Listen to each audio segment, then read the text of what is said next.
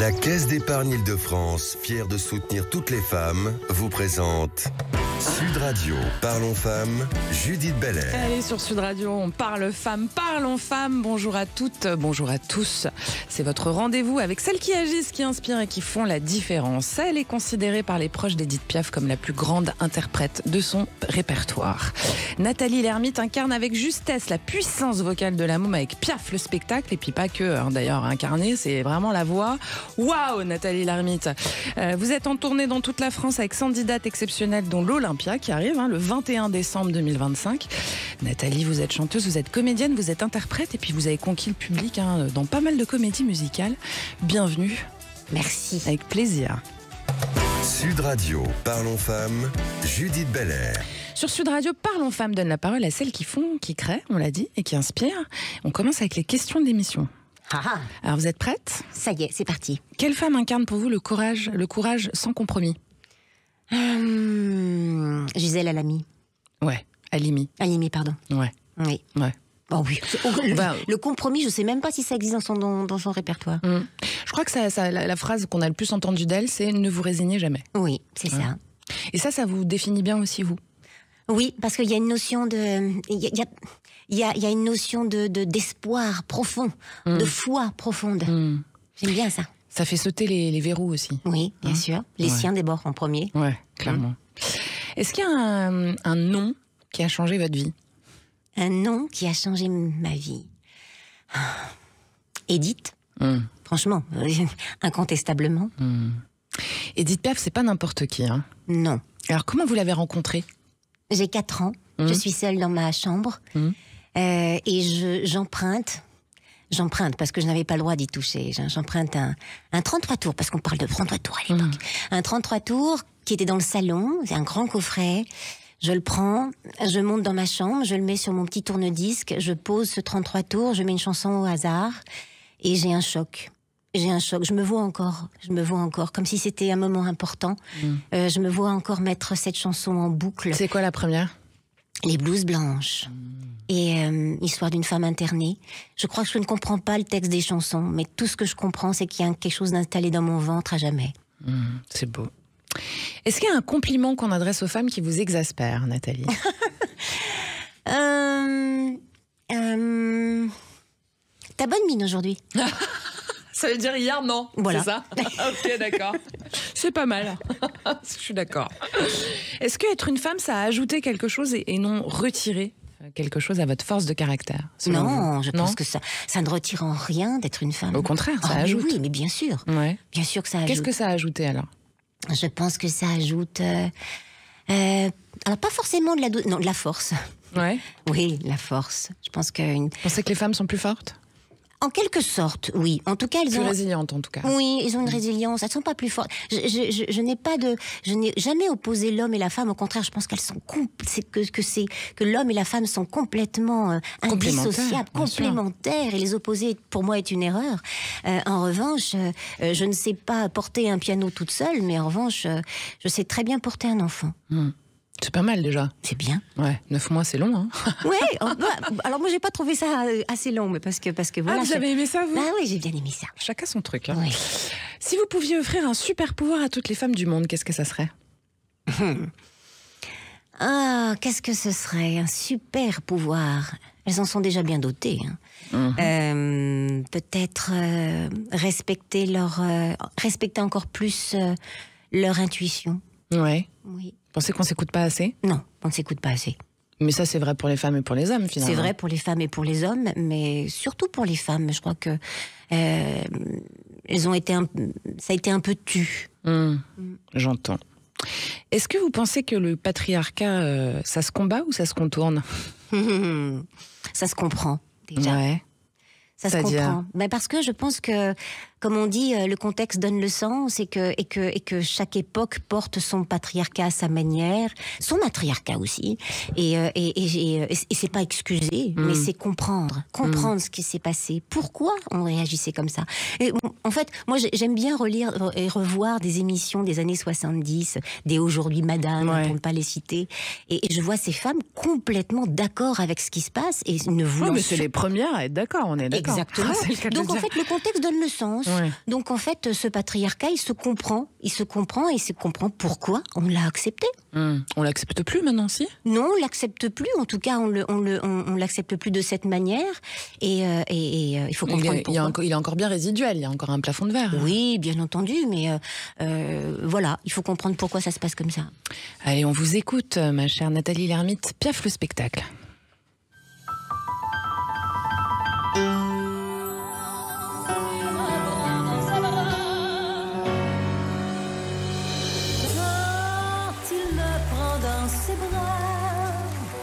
Qu'il me parle tout bas, je vois la vie en rose.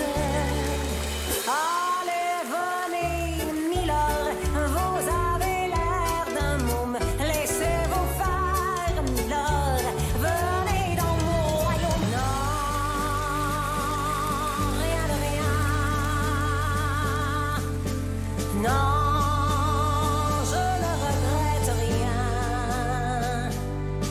Ni le bien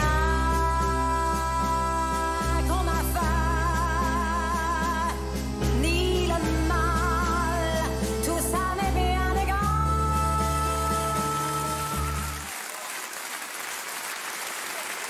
J'ai envie de dire waouh.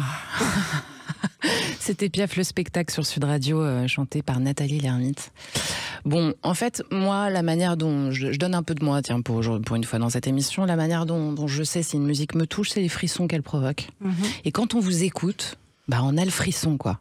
Alors, on n'a pas le frisson que parce que c'est Édith Piaf. On a le frisson parce que votre émotion, on vous voit ému même en vous écoutant vous-même. C'est-à-dire que vous avez une émotion, vous transmettez... je sais pas ce que vous transmettez, de l'amour, de la peine, du bonheur. Il y a plein de choses dans ce que vous nous transmettez, en fait. Et c'est très touchant, parce que ça fait penser à elle, en fait. C'est-à-dire que c'est pas un copier-coller du tout, mais vraiment, ça fait penser à elle, parce que Édith Piaf, c'est ça qu'elle nous donnait aussi. Waouh. Merci. Je vous en prie. C'est vrai. J'ai l'habitude de dire que j'ai pris les chagrins de Piaf pour vivre mes larmes. Alors, on a peut-être... c'est peut-être ça, en fait, que j'ai emprunté. Je lui ai emprunté ses chagrins. C'est vrai que quand c'est difficile de m'écouter. Effectivement, c'est toujours un peu délicat. Mais c'est vrai que j'entends mes espoirs, mes larmes, mes doutes, mes joies, tout. En fait, j'entends tout ça du jour. Et celle que j'ai entendue là, c'était celle d'un moment. Donc, est-ce que ça change en fonction des soirs? Oui. Forcément. Forcément, parce que je ne suis pas la même. Je suis un peu plus emplie de joie, d'espérance ou de tristesse. Je fais avec ce que j'ai à ce moment-là, maintenant. C'est ce que faisait Piaf aussi quand elle disait « je ne regrette rien et que je veux pas regarder en arrière ». Authenticité totale. Complètement. Ouais. On avance quoi qu'il arrive. On avance quoi qu'il arrive. On raconte quand elle était jeune, elle disait qu'elle n'avait jamais vraiment manqué et que quand, par exemple, quand à l'époque elle avait sa petite fille, quand les vêtements étaient sales, elle les jetait pour en acheter d'autres. Demain, on s'en fout. Je veux dire, c'est aujourd'hui qui importe. On jetait les affaires, on en rachetait. Elle n'a jamais acheté quoi que ce soit. Elle est morte dans la misère, Piaf, parce qu'elle n'avait jamais... elle n'a jamais entassé, ça ne l'intéressait pas. Et je trouve que c'est très enfantin et c'est très beau, c'est très ça me touche beaucoup, cette façon de vivre la vie. C'était quelqu'un d'extrêmement pur, quoi. C'est ça que vous nous dites. Hein. Alors oui, elle avait une vision en fait, elle avait une foi inébranlable. Ouais. En fait, une foi inébranlable en la vie, en elle aussi. Ouais. Elle avait une force de caractère incroyable. C'était pas une petite chose. Hein. On l'appelait la patronne. Hein. Déjà, ça plante le décor. Et en fait, je pense qu'elle était aussi généreuse que tyrannique.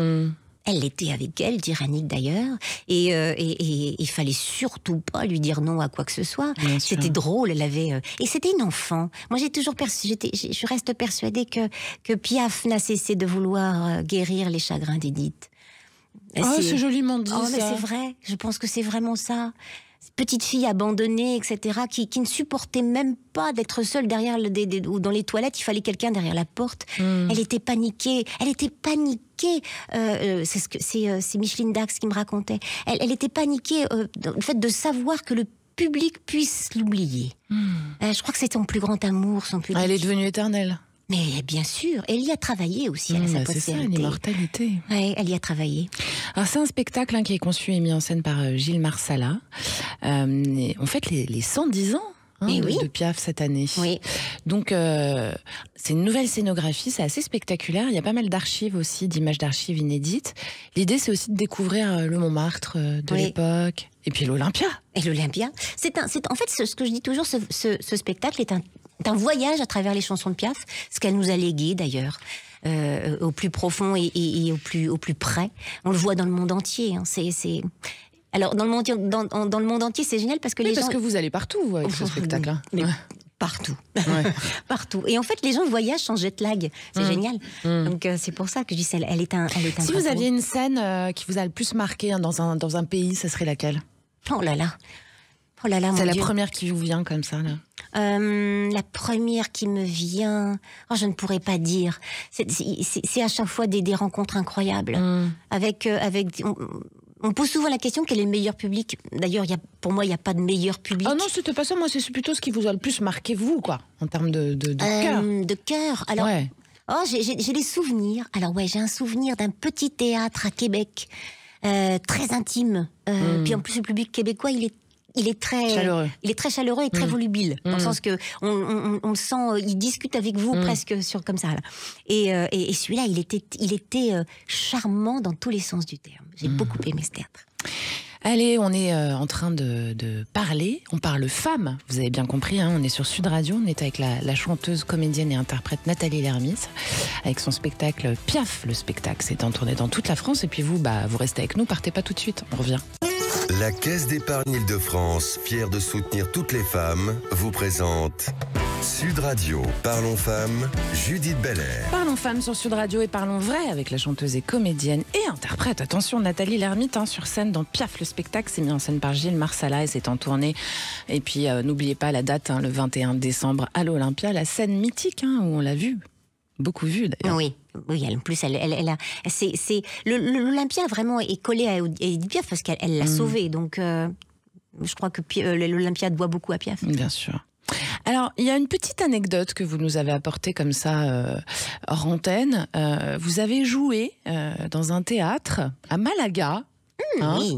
Et qui n'était pas le théâtre de n'importe qui, puisque c'était le théâtre de Antonio Banderas. Oui. C'est pas n'importe qui. Non, c'est Zorro quand même. Voilà. Entre Zorro et Piaf, on se retrouve. Et alors, il est venu vous voir. Oui. Il est venu vous parler. Oui. Il a été hyper touché. Oui. Pour ceux qui regardent l'émission sur YouTube, il y a la photo de vous deux qui est en train d'apparaître.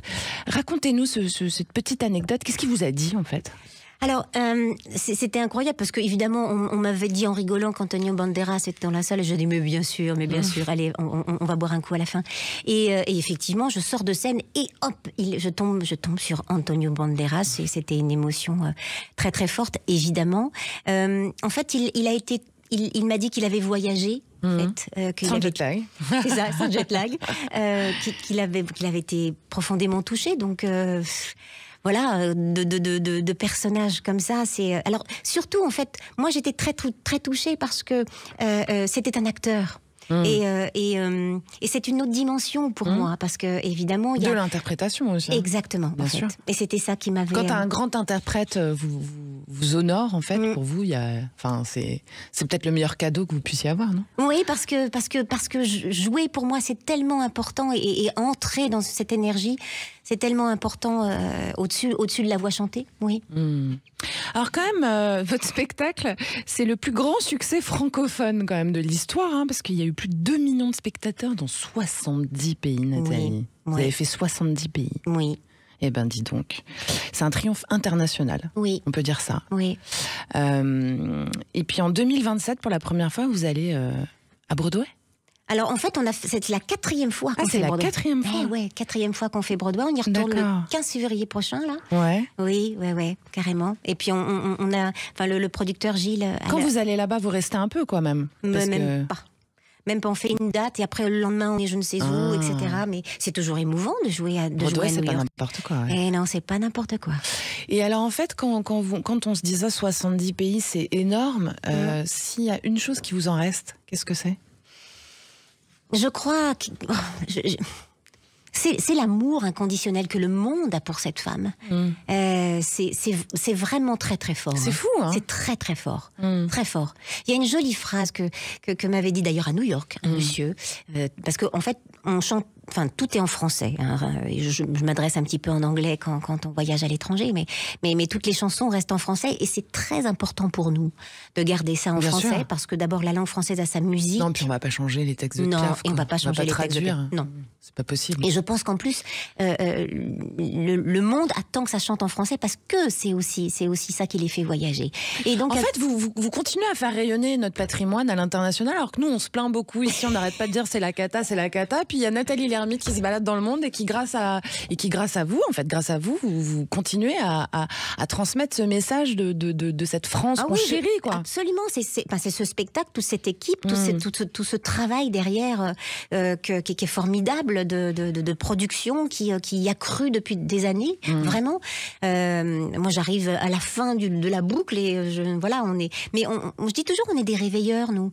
En fait, on ne fait que réveiller ce qu'elle a elle-même installé en chacun de nous et dans le monde entier et dans toutes les générations. Moi, je suis persuadée qu'en fait, la magie Piaf et le pouvoir Piaf et l'émotion Piaf est passée dans notre ADN. Donc, en fait, c'est pour ça qu'on ne fait que réveiller en fait les choses où les gens ont oublié.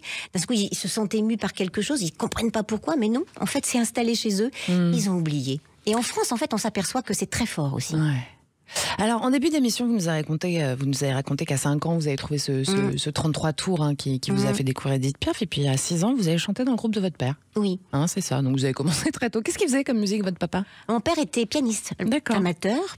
Et en fait, il voulait pas. Hein, je l'ai supplié de m'emmener avec lui. En fait, j'ai toujours fait une chose particulière, c'est que j'ai toujours eu du mal, moi, à transmettre mes émotions, à en parler. J'ai quelqu'un de très timide, introverti. La seule chose que je pouvais faire quand j'étais triste, profondément triste, je n'arrivais pas à pleurer devant les gens. Donc je m'enfermais dans ma chambre et j'allais chercher la note qui correspondait au chagrin. Et donc ça pouvait sortir. La note qui correspond au chagrin. La note qui correspondait au chagrin. Un peu comme Piaf, quoi. Je sais pas. Bah, si. Bah, mon Dieu. Oui, peut-être, je sais pas, mais en tout cas, c'est ce que je faisais. Laissez-le moi encore un peu, mon amoureux. Pas longtemps, comme ça, c'est là qu'on sent le déchirement. Donc c'est ça, en fait. Tout à fait. Bon, vous étiez prédestiné, quoi. En tout cas, on m'a mis beaucoup de choses sur mon chemin, oui. Alors, à 18 ans, vous avez fait votre premier album en 45 tours. Ouais. Tu es tout ce que j'aime. Oui. Hein, et 400 000 exemplaires. Oui. Mais c'est pas n'importe quoi, ça, à l'époque. En plus, c'est énorme. Oui. Bravo. Ouais, c'était super. Bon, et du coup, c'était évident que ça allait être ça, votre vie, quoi. Ah, mais depuis toujours. Vous n'êtes jamais posé la question. Hein. Non, mais enfant, en fait, je voulais chanter. Je voulais pas être une star, je voulais pas être une vedette. En fait, j'avais besoin de chanter. J'avais besoin parce que c'était ma seule façon de communiquer. Je dis toujours que la note qui correspond à l'émotion, quoi. Exactement. Tout à fait. C'est beau. Et alors, vous avez fait Starmania aussi ? Oui. Dans le rôle de Cristal. Oui. C'est pas n'importe quoi, ça non plus. Hein. Ça a dû marquer votre carrière vachement. Ça a été le basculement, en fait, parce que j'étais une chanteuse de disques, on va dire. Et la rencontre avec Berger et France Gall, et surtout France Gall, qui m'a, elle, emmenée dans Starmania. Comment vous les avez rencontrés ? Oh, mais c'est un truc incroyable. J'ai un ami qui s'appelait Nicolas Dunoyer, qui connaissait bien Luc Plamondon, et il cherchait une Cristal parce que la Cristal du moment, elle voulait rentrer au Québec, etc. Et Nicolas dit, écoute, je vais te faire rencontrer Luc Plamondon. Donc je rencontre Luc Plamondon qui me dit, super, tu vas passer l'audition, tu vas apprendre Monopolis et les adieux d'un sexe symbole. Et je m'aperçois que je passe une audition privée devant Michel Berger. Oh là là. Première audition de ma vie, privée. Il était sympa, non ? Il était, mais d'une gentillesse, d'une courtoisie, d'une élégance. Et plus il était comme ça, plus j'étais désarmée. J'ai foiré mon audition. Oh, mais c'était une catastrophe. D'accord. Donc je suis rentrée chez moi, et puis, il est parti, et puis j'ai croisé Luc Plamondon qui dit, mais c'est déjà terminé. Je fais, oh oui, c'est déjà terminé. Il me dit, écoute, chante-moi les adieux d'un sexe symbole. Mais je vous raconte, c'est un truc incroyable qui m'est arrivé. Et donc je chante les adieux d'un sexe symbole avec le contrut, sans aucun problème, parce que Michel Berger n'était plus là. Et il dit, mais incroyable. Et 15 jours après, il cherche Marie-Jeanne, parce que Morane arrêtait le rôle. Il me recontacte. Comme ça, je suis sur les listings. Et là, il y a France Gall. Et j'arrive au théâtre, et elle me dit, écoute, on vient juste de trouver Marie-Jeanne. En revanche, il y a Luc qui m'a parlé de ton interprétation des adieux d'un sexe symbole. Est-ce que tu pourrais me le chanter ? J'ai dit, mais aucun problème. Et là, vous étiez moins impressionné devant France Gall ? Non. Pas du tout, c'était pas la même chose. Et donc je Pourquoi, à chante. votre avis? Je ne sais pas. Parce qu'elle est blonde? Mais non, peut-être femme à femme. Je ne sais pas. Oui. Je ne sais pas. La Mais sororité, quoi. je crois que c'est ça. Ouais. Et puis surtout, Michel, il avait quelque chose. Il avait une aura très Mais particulière. c'était un génie, quoi. C'était un génie, ouais.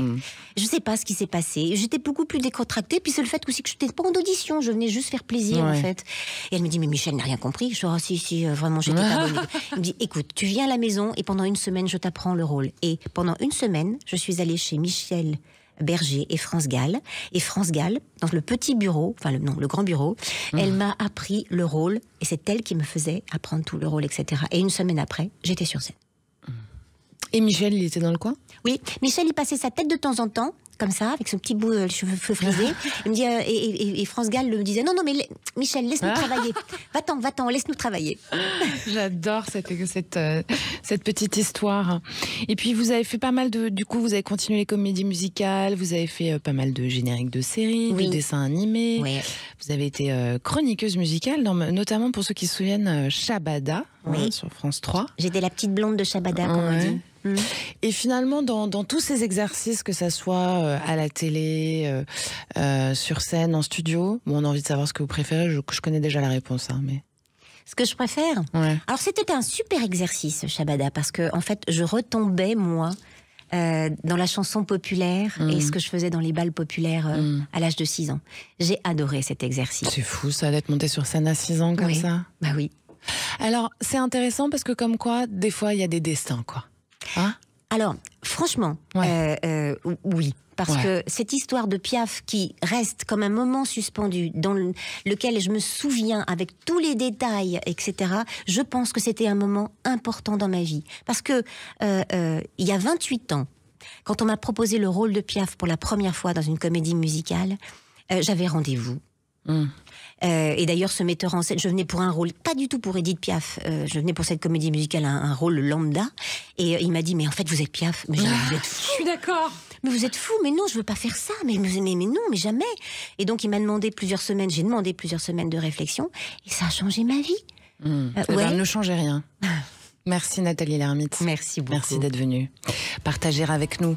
Je vous rappelle à toutes et tous, et je vous le conseille, Piaf le spectacle conçu et mis en scène par Gilles Marsala pour les 110 ans de la môme cette année. La patronne. La patronne.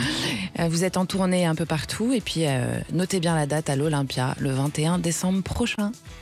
Merci à toutes et tous d'être fidèles à Parlons Femmes sur Sud Radio. Rendez-vous samedi prochain à 13h30 pour une nouvelle édition, sans oublier demain à 19h pour cet excellent. Merci à Juju Delmas qui réalise pour vous aujourd'hui. Je vous embrasse. Bye bye.